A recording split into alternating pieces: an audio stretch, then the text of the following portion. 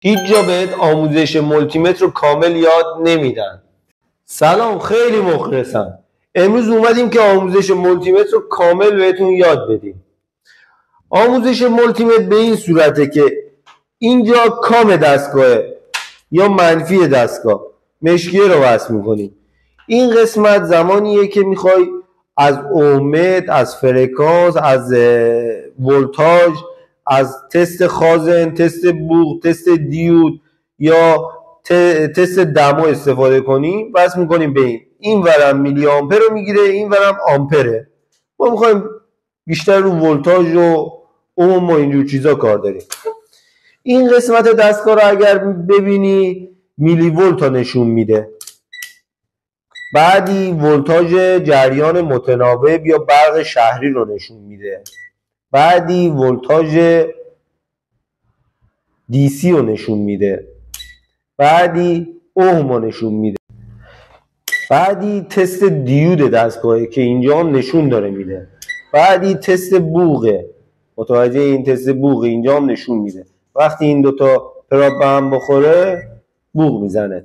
بعدی تست خازنه، تست فرکانس، تست دماه که اینا رو زیاد استفاده نمی کنیم. اینم میکرو آمپر و میلی آمپر و آمپر دستگاهه که زیاد استفاده نمی کنیم. پیشنهاد میشه که از یه آمپر متر مجزا استفاده کنید.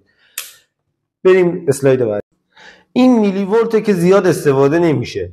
این که ولتاژ AC اینجا هم زده AC برق شهر رو اندازه گیری میکنه. ما کنیم وقتی دو سر پراب رو وصل کنی به برق شهر، بهت اینجا ولتاژ رو نشون میده که 229 ولت ولتاژ داری.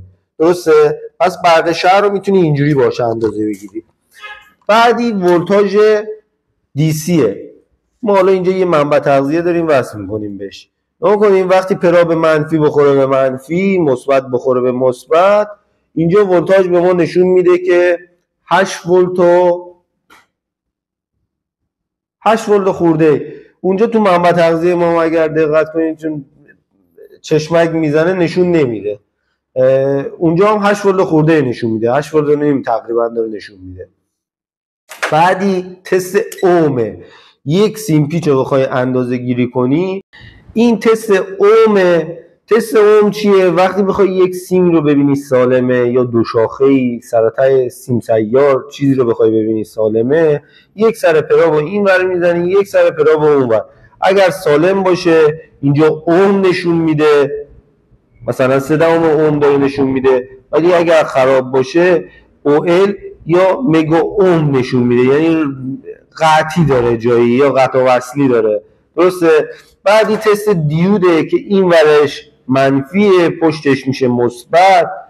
بعد تست بوق هم میتونی همین و تست بوق به جای اوم ازش استفاده کنی. بزنی راه میده یعنی سالمه، راه نده یعنی خرابه. تست خازن هم که خازن رو باش چک میکنیم، میکروفراده، بر حسب میکروفراد، نانوفراد، هر چی باشه. اینجا آقا پیج ما رو فالو کن تا نکات بعدی آموزشی رو از دست ندید.